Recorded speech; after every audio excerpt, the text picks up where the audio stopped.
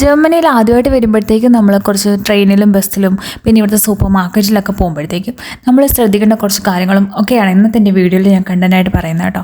First വണ്ണെന്ന് വെച്ചാൽ നമ്മൾ കൂടുതലായിട്ടും ട്രാൻസ്പോർട്ടേഷൻ യൂസ് ചെയ്യുന്നത് ഒന്നുകിൽ ട്രെയിൻ ആയിരിക്കും അല്ലെങ്കിൽ ബസ്സായിരിക്കും. പിന്നെ നമ്മൾ ലോങ് ഡിസ്റ്റൻസ് ആണ് പോകുന്നതെങ്കിൽ ഇപ്പോൾ ഇവിടെ സൂപ്പർ ഫാസ്റ്റ് ട്രെയിൻ ഉണ്ട്, അതിന് ICE എന്നാണ് പറയുന്നത് കേട്ടോ. ലോങ് ഡിസ്റ്റൻസ് ആണ് പോകുന്നതെങ്കിൽ ഒന്നുകിൽ നമുക്ക് ICE വഴി പോകാം, അത് സൂപ്പർ ഫാസ്റ്റ് ട്രെയിനാണ്, അല്ലെങ്കിൽ നമുക്ക് ഫ്ലിക്സ് ബസ് യൂസ് ചെയ്യാം. നിങ്ങളിപ്പോൾ കാണുന്നത് ജർമ്മനിയിലെ ഓട്ടോബാനാണ്. ഓട്ടോബാൻ എന്ന് വെച്ചാൽ നമ്മളൊരു സ്പീഡ് ലിമിറ്റ് ഉണ്ട്, നമ്മൾ അത്യാവശ്യം നല്ല സ്പീഡിൽ വേണം ഓട്ടോബാനിൽ കൂടെ പോകാനായിട്ട്. കാരണം ഇപ്പോൾ ഈ വീഡിയോയിൽ കാണുമ്പോൾ ഈ വണ്ടികൾക്കൊക്കെ അത്രയ്ക്ക് സ്പീഡ് പോലെ നമുക്ക് തോന്നത്തില്ല, പക്ഷെ നല്ല സ്പീഡിലാണ് പോകുന്നത് കേട്ടോ. അപ്പം നമുക്ക് കാര്യത്തിലോട്ട് വരാം. ഞാൻ ഓട്ടോബാൻ കാണിച്ചത് എന്താണെന്ന് വെച്ചാൽ, ഞാൻ ഒരു ദിവസം ഫ്ലിക്സ് ബസ്സിൽ യാത്ര ചെയ്തപ്പം മോസ്റ്റ്ലി അത് ഓട്ടോബാനിൽ കൂടെ ആയിരുന്നു പോയത് കേട്ടോ. ICE അത്യാവശ്യം നല്ല കോസ്റ്റ്ലിയാണ്. ഫ്ലിക്സ് ബസ് ആണെങ്കിൽ അത്ര കോസ്റ്റ്ലി ഒന്നും അല്ല. നമ്മളിപ്പോൾ ഇന്നാണ് ബുക്ക് ചെയ്യുന്നതെങ്കിൽ നാളത്തേക്കാണെങ്കിലും നമുക്ക് ഇഷ്ടംപോലെ ടിക്കറ്റൊക്കെ കിട്ടും. പിന്നെ മാത്രമല്ല കൂടി പോയാലും ഒരു 30 യൂറോ അതൊക്കെ ആവുള്ളൂ. നമ്മൾ ഒത്തിരി നേരത്തെ ബുക്ക് ചെയ്യുവാണെങ്കിൽ നമുക്ക് 19 യൂറോ 15 യൂറോ ഒക്കെ കിട്ടും. പക്ഷേ ICE ആണെങ്കിൽ തന്നെ നമ്മൾ ഇപ്പോൾ തലേദിവസം ബുക്ക് ചെയ്യുന്നെങ്കിൽ 100 150 ആ ഒരു റേഞ്ചിലൊക്കെ പോകും. ഇപ്പം നമ്മൾ 2 മാസം 3 മാസം മുമ്പ് ICE ബുക്ക് ചെയ്യുവാണെങ്കിൽ ഓക്കെ, കുഴപ്പമില്ല. ജർമ്മനിയിൽ നമുക്ക് പബ്ലിക് ട്രാൻസ്പോർട്ട് യൂസ് ചെയ്യാൻ വേണ്ടിയിട്ട് ഡോഷെ ബാൻ എന്നൊരു ആപ്ലിക്കേഷൻ ഉണ്ട്. അതിൽ നമുക്ക് ഡോഷെ ബാൻ്റെ ഒരു ടിക്കറ്റ് നമുക്ക് കിട്ടും. ഇപ്പോൾ അതിൻ്റെ റേറ്റ് 58 യൂറോ ആണ്. എല്ലാ മന്തും നമുക്ക് 58 യൂറോ ഓട്ടോമാറ്റിക്കലി നമ്മുടെ അക്കൗണ്ടിൽ നിന്ന് കട്ടായിട്ട് നമുക്ക് ഡോഷെ ബാൻ്റെ ഒരു രജിസ്ട്രേഷൻ ചെയ്യാവുന്നതാണ്. അപ്പോൾ നമുക്ക് ഈ ICEയിലും ഫ്ലിക്സ് ബസ്സിലും ഒന്നും പറ്റത്തില്ല. ബാക്കി എല്ലാ ട്രെയിനുകളിലും ബസ്സിലും നമുക്ക് ഈ ഡോഷെ ബാൻ്റെ ടിക്കറ്റ് യൂസ് ചെയ്ത് ട്രാവൽ ചെയ്യാൻ പറ്റും. പിന്നെ ഇപ്പം ഞാൻ പറയാൻ പോകുന്നത് എന്തെന്ന് വെച്ചാൽ, നമ്മൾ ബസ്സിൽ കയറുമ്പോൾ നമ്മൾ കുറച്ച് അറിഞ്ഞിരിക്കേണ്ട കുറച്ച് കാര്യങ്ങളാണ്. ഇവിടെ കിഡ്സിനും സീനിയർ സിറ്റിസനുമാണ് ഫസ്റ്റ് പ്രയോറിറ്റി കേട്ടോ.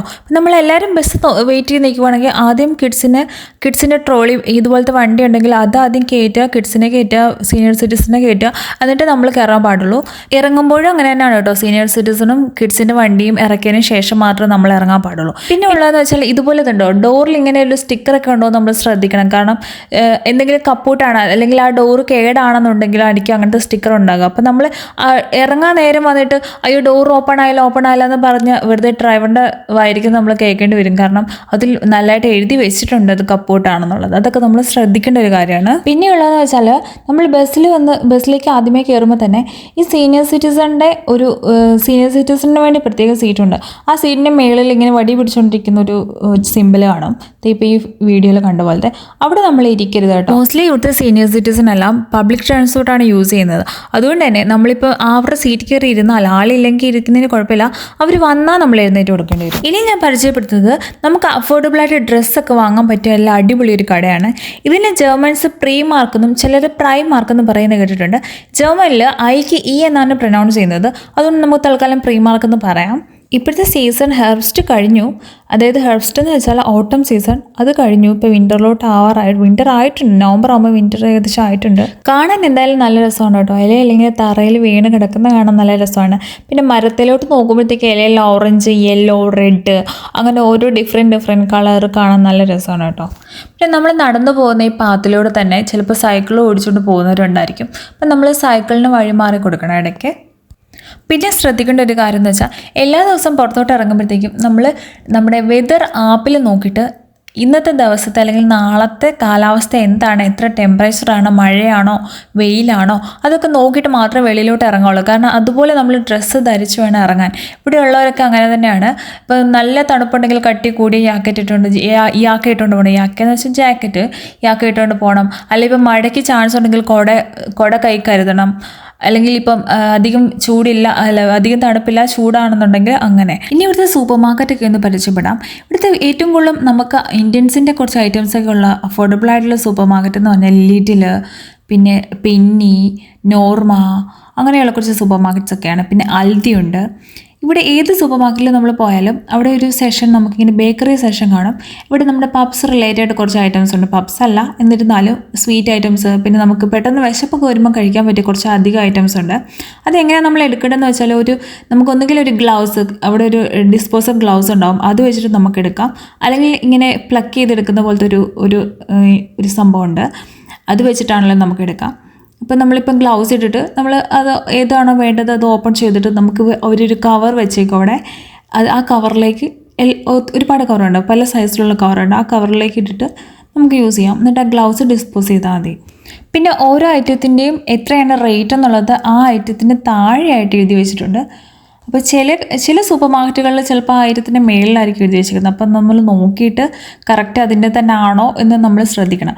പിന്നെ നമുക്ക് ഇതുപോലത്തെ മറ്റേ ട്രോളി വേണമെന്നുണ്ടെങ്കിൽ ചില സൂപ്പർ മാർക്കറ്റിൽ നമ്മൾ ഒരു യൂറോ കോയിൻ അല്ലെങ്കിൽ 50 ഒരു ട്രോളിയുടെ ആ ഒരു സ്പേസിലേക്ക് ഇട്ടെങ്കിൽ മാത്രമേ നമുക്ക് എടുക്കാൻ പറ്റുള്ളൂ. തിരിച്ച് നമുക്ക് പോകുമ്പോൾ നമുക്ക് ആ ഒരു യൂറോ കോയിൻ തിരിച്ച് കിട്ടും. പിന്നെ എല്ലാ സൂപ്പർ മാർക്കറ്റിലും നമുക്ക് കുറച്ച് റെഡി ടു ഈറ്റ് ഐറ്റംസ് ഉണ്ട്. ചിലപ്പോൾ ചൈനീസ് അല്ലെങ്കിൽ സുഷി അല്ലെങ്കിൽ ഇതുപോലെയുള്ള സലാഡ്സ്, പല വെറൈറ്റി സലാഡ്സ് ഉണ്ട് ഇവർക്ക്. ചിലപ്പോൾ എഗ്ഗിൻ്റെ ആയിരിക്കും, ചിലപ്പോൾ സലാമി ആയിരിക്കും. സലാമി എന്ന് വെച്ചാൽ ഒരു സോസേജ് പോലത്തെ ഒരു റിലേറ്റഡ് ഐറ്റമാണ്. അതിങ്ങനെ പരന്നിരിക്കുന്ന ഒരു ടൈപ്പ്. പിന്നെ നമുക്ക് വേണമെങ്കിൽ ഫ്രൂട്ട്സ് എടുത്ത് നമുക്കിപ്പോൾ ഒരു ആപ്പിൾ മാത്രം മതി എങ്കിൽ അങ്ങനെ ഒരു സ്റ്റോക്ക് മതി, അങ്ങനെയൊക്കെ നമുക്ക് ഇവിടുന്ന് പർച്ചേസ് ചെയ്യാൻ പറ്റും. പിന്നെ ഏറ്റവും കൂടുതൽ കൺഫ്യൂഷൻ വരാൻ ചാൻസ് ഉള്ള ഒരു കാര്യം ഇവിടുത്തെ വെള്ളമാണ് കേട്ടോ. ഇവിടുത്തെ പല ടൈപ്പ് വെള്ളം ഇവർക്കുണ്ട്. മിത്ത് കോളൻസോറയുണ്ട്, ഓനെ കോളൻസോറയുണ്ട്. മിത്ത് കോളൻസോറ എന്ന് വെച്ചാൽ നമ്മുടെ കാർബണേറ്റഡ് വാട്ടർ, അതായത് നമ്മുടെ സോഡ.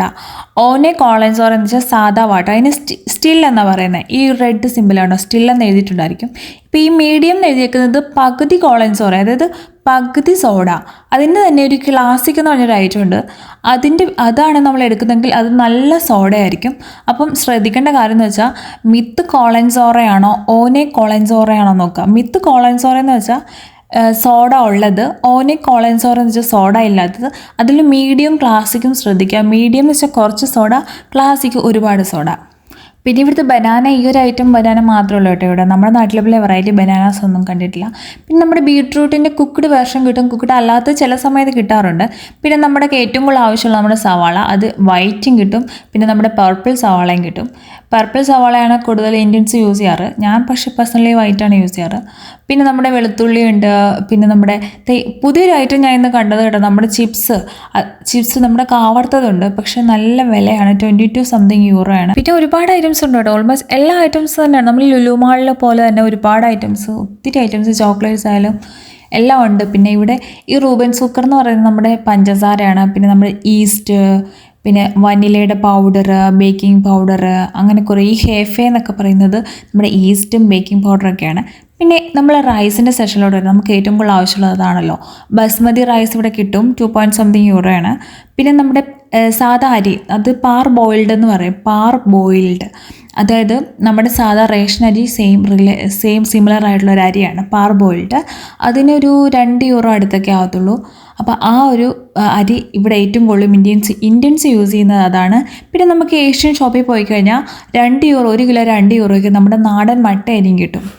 പിന്നെ വൈസൻ മെയിൽ എന്ന് പറയുന്നത് നമ്മുടെ മൈദയാണ് കേട്ടോ. വൈസൻ മെയിൽ 550 അങ്ങനെ ഓരോ നമ്പേഴ്സ് ഉണ്ട്. ഇപ്പോൾ ഈ 1050 എന്ന് പറഞ്ഞ വൈസൻ മെയിൽ നമ്മുടെ ഗോതമ്പ് പൊടിയാണ്, ആട്ടയാണ്. പിന്നെ നമ്മുടെ നാട്ടിൽ നിന്ന് വ്യത്യസ്തമായിട്ട് നമ്മൾ ആൽക്കഹോൾ ഇവിടെ സൂപ്പർ മാർക്കറ്റിൽ തന്നെ ഒരുപാട് ആൽക്കഹോൾസ് കിട്ടും.